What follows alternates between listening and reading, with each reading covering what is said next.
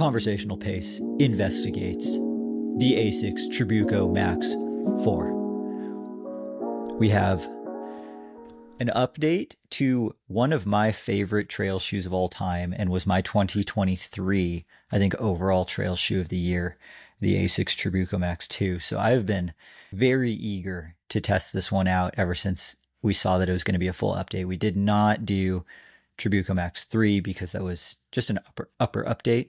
Wasn't going to be too much to talk about, but this full rebuild, if you don't want to look at our faces and want to just hear the audio only version, feel free to subscribe to Conversational Pace on Patreon. And what else? These shoes were provided to us by Asics and Running Warehouse, but we're under no financial obligation to say whether we like a product or not, because we want to keep these reviews authentic and beneficial for you. No one will get to preview or watch this footage before it gets published to YouTube. Finn, how are you doing this lovely March? Oh, what the hell day is it? Thursday, the 13th.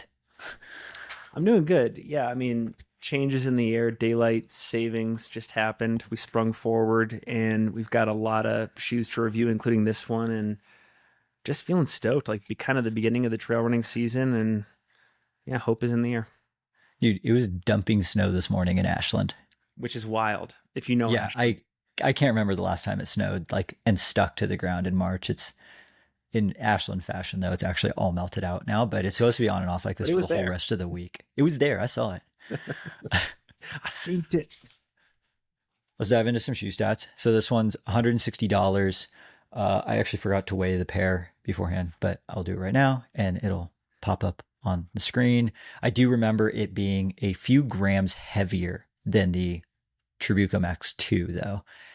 Stack height, I got a lot of mixed numbers. The one I came across most consistently was 35 in the forefoot, 40 in the heel. The Asics website says like 23, 28. Okay. No, wrong. Like there's no way even the midsole foam is 23, 28. I feel like that's a typo from their regular Trabuco, not the Max. 5mm drop. Quick rundown of the materials. This upper is kind of a classic engineered mesh. It's mostly a tighter weave with just a handful of more open kind of triangle dots across the forefoot. We have a thin TPU overlay making up the toe bumper that also goes into kind of your bathtub style overlay all around the edge of the shoe.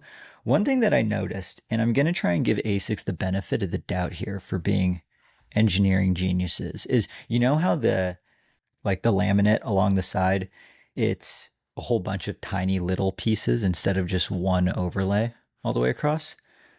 I think they did that to keep the upper material being more flexible and not compromise drainage while still doing most of the same thing. Like, other companies should actually take notes on this overlay because I really like the way that they designed that. We have kind of a medium to thinner padded tongue, which is kind of gusseted. The fabric goes from the tongue just to the very top of the eyelets, but it doesn't wrap in around the midfoot, and it does go all the way down to the bottom of the tongue. So it's like purely to keep debris out from the top, which is another nice piece of engineering by Asics. Good job, guys. Very padded heel collar and ankle, pretty stiff heel cup as well. One thing I noticed is that there was a gaiter tab on the Trabuco Max 2, and there is not one anymore on the 4. So if that was a thing you used, it is now gone. You got to go back to your double-sided tape. The midsole is an even bigger, more high-volume slab of the Flight Foam gosh, this is such a long name. Flight Foam Blast Plus midsole foam. It's got a pretty long front rocker and pretty high sidewalls. No S-Lab Ultra Glide sidewall height, though, fortunately. Just one big slab of foam, no plates or anything like that. The outsole is Asics' own Asics Grip, proprietary in-house rubber, and they changed the lugs. Same height, but just a different lug pattern. Now we have these like Air Force wings, kind of. Yeah, they're like little spaceships, or maybe you got to remember to set it to Wumbo and flip them upside down. There's a lot of them too. There's a good amount of them. One, yeah, no, I'll dive into it when we break down the whole outsole and underfoot feel. One piece outsole, but it does have a whole bunch of cutouts in it. I imagine to save weight and increase what little flexibility it has. No plates or anything though. Finn, what kind of mileage did you get in the shoe? I fell short of what I aspired to. I got 52 miles in this shoe, mostly shorter runs to kind of acquaint myself. I did one longer run here in the Salt Lake area on Antelope Island, 2+ hours, 16 miles. The only faster paces I ran in this shoe was on 15 to 20 second strides, sort of at the end of runs. Mm, So a little bit limited, but we'll get to kind of why in a second. How about you? I did it. I got in 102 miles. Okay. Hey. Yeah. It was probably about 85 or 90 miles of running and then like 10 to 15 miles of hikes. 18 hours time on feet, 19,000 feet of climbing. So it was like pretty full test. I did a variety. I hit all the different trail conditions, like muddy, snowy, dry. Did some road runs, couple treadmill runs, some faster pace workouts, and a long run. So I took this through the full testing gamut of paces. What did you think of the length and the width of this shoe? Because right before we started recording, it did seem like one thing we mutually agreed upon was that this shoe got wider than the Trabuco Max 2. Definitely wider. We were talking like the platform is wider, the shoe is wider. I had issues with sort of the volume in the forefoot, and if we look at the design of the shoe, it almost has this like elf-like curl back of the toe bumper into the big toe area, and also because I think this upper got sort of less plush and a little bit more starchy. It kind of falls more into like the caldera category of upper feel. I was getting a lot of irritation and just sort of like compression down on my big toe. And on basically every single run that I went on, it was sort of pushing down to the extent that like I now have a pretty black big toenail on my left and right foot, Oh, and it's both going to feet. fall off. And both. Oh, And snap. I just couldn't keep running this thing. This was the first shoe or the second shoe after the Naked TR that I like really struggled to get to 100 miles in, like out of concern for like the welfare of my feet, which is crazy because this is the follow up to like one of our most reviewed or watched reviews ever. The two had one of the most comfortable slipper like step in feels ever, Mm-hmm. both because of the foam and the upper material, in my opinion. And it felt like, and we can talk about the midsole in a second. It felt like if it, and again, it maybe it didn't. It felt like a significant material change on the upper for me, not just construction of sort of the volume of the forefoot, but like this mesh feels different. It feels less Mm. comfortable. Yeah. Dang. Yep. I think this is the conversational pace first, where a shoe gave you black toenails. I don't think that's happened to me yet. I've had shoes be deal breakers for plenty of other reasons, but not for straight up like black toenail. I think the way that I wear my shoes, is either just a little bit extra space in the front or my foot is low enough volume where I didn't hit that part of the toe bumper. So I didn't notice that much, how much like less soft this upper material was, because once I put my foot in the shoe, my whole forefoot like doesn't really touch anything because there's so much room all the way around where it's kind of like you've described in the past. It's like landing in an airplane hangar. Mm-hmm. So I didn't notice much in terms of issues with the forefoot material or the toe bumper, which for me was a plus. I thought my pair was true to size, regular size 10, which, Me too. yeah, yours as well. Because I had asked, I was like, well, do you think your pair is just short because the big toe thing? And lengthwise, it checks out. It's just Lengthwise checks out. toe bumper material, which, yeah, that sucks because I feel like once I got the shoe laced up and just on from an upper standpoint disappeared on my foot. Like I thought the upper still fit really well. The lacing system changed a little bit.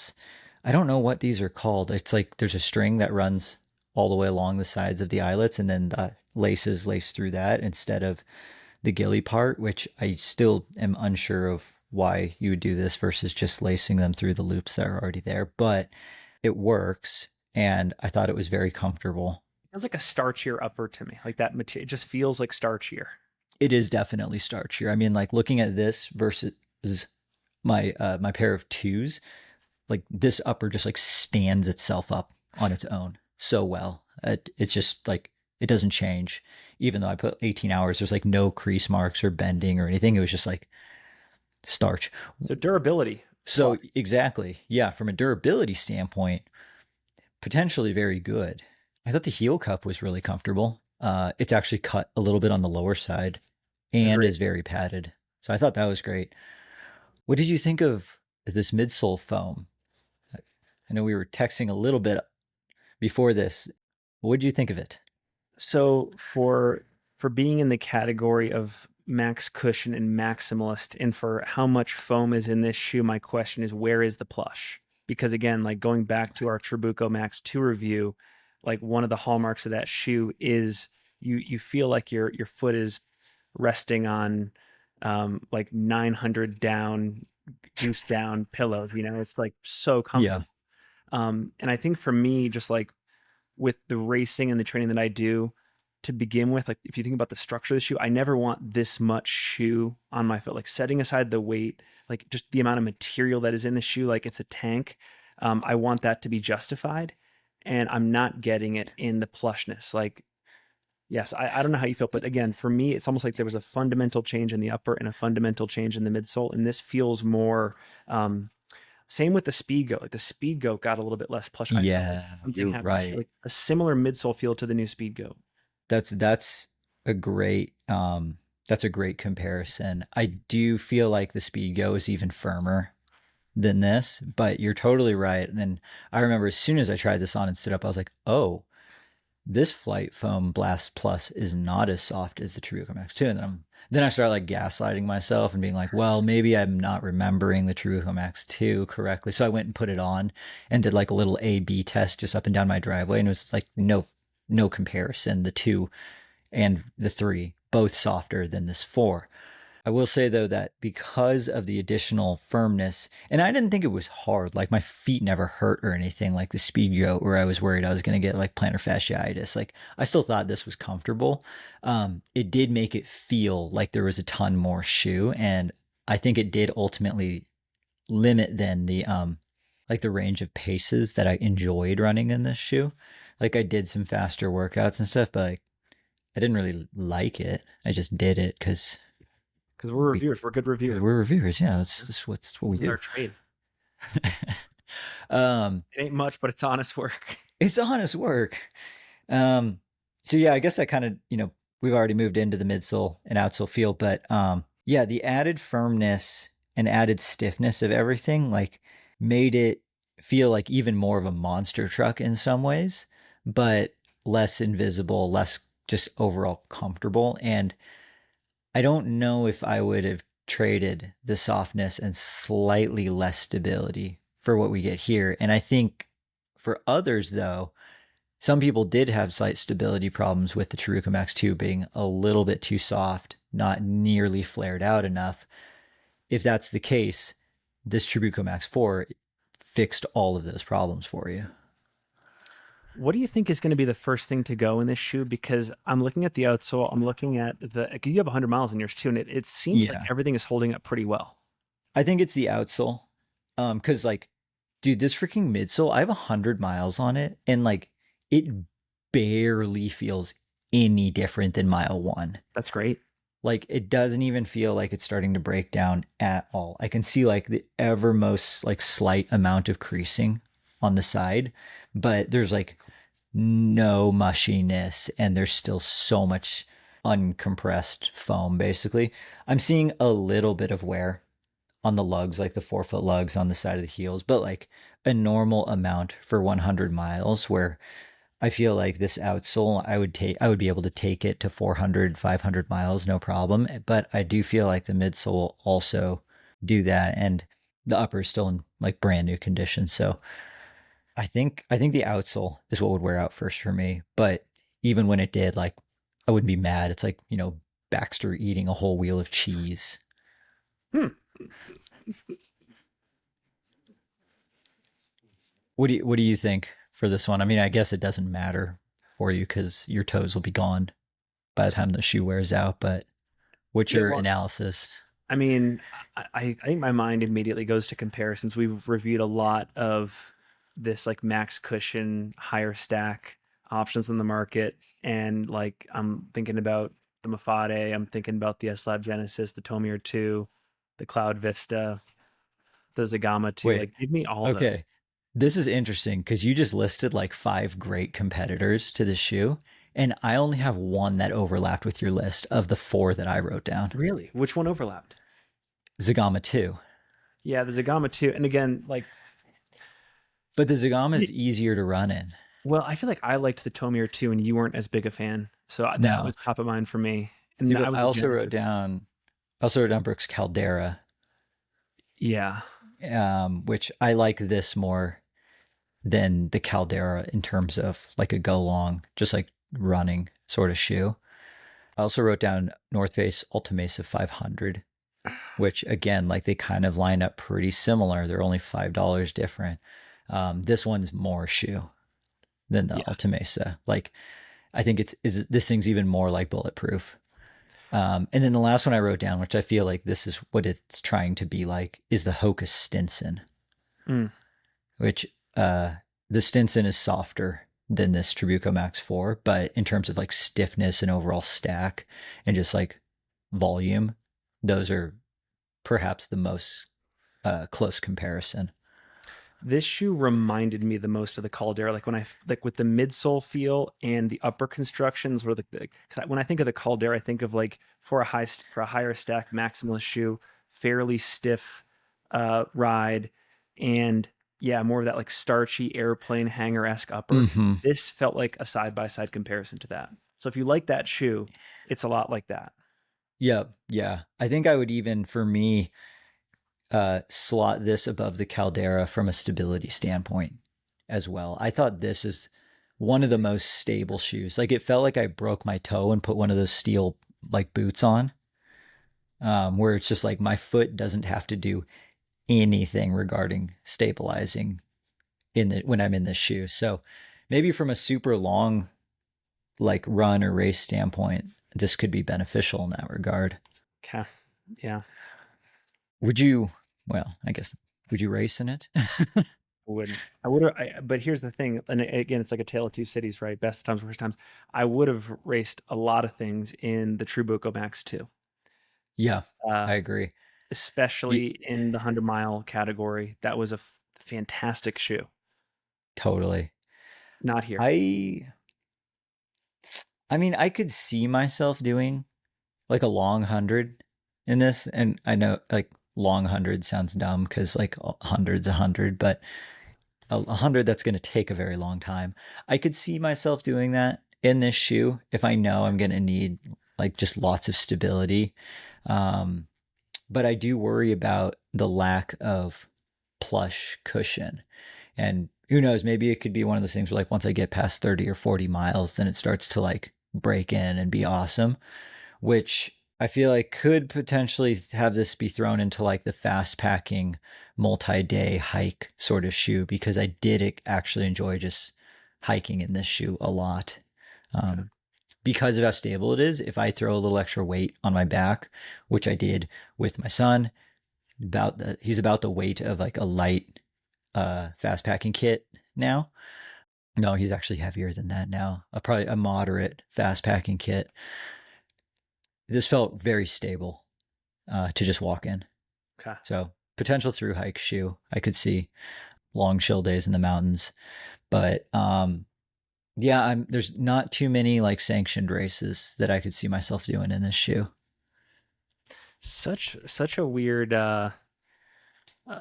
change because again, like I went back and rewatched our Trabuco Max 2 review, and like I think we were mutually like surprised and blown away by. Do you think that because that shoe was not on our radar at all, we had the bar set really low, and now for this one, the bar was set so high. We're just like, well, this is disappointing. I don't know, because you did the test in your driveway, right? And it kind of confirmed Yeah, everything. it's just I just don't know why they made the foam so much firmer. Yeah.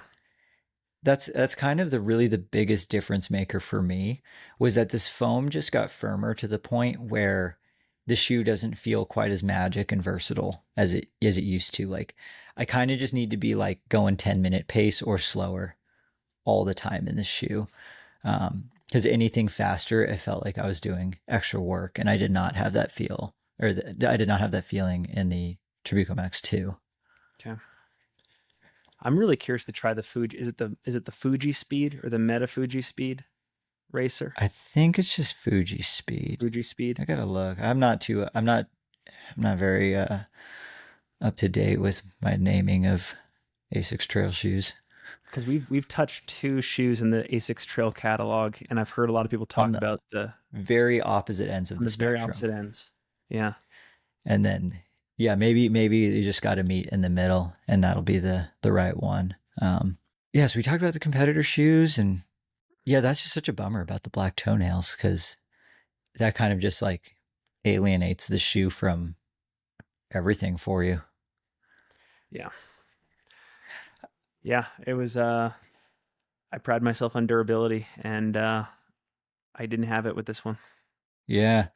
See, and I have a feeling that if it didn't bug your big toe, a lot of your thoughts would be similar to mine, where it's like, oh, I could see myself going multiple days in it if I only had like one pair of shoes because For sure.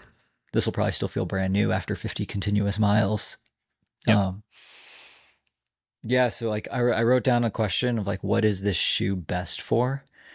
And I think dude, I don't really know because like it's a good daily trainer, but I don't know if it's really best for daily training. And like you could run 100 mile in it, but like I don't know if it's really the best of the competitor options I as think you nailed it with well. hiking. I think hiking and multi-day. Yeah, I think It's that's kind of where it slots into is like this is a good hiking shoe.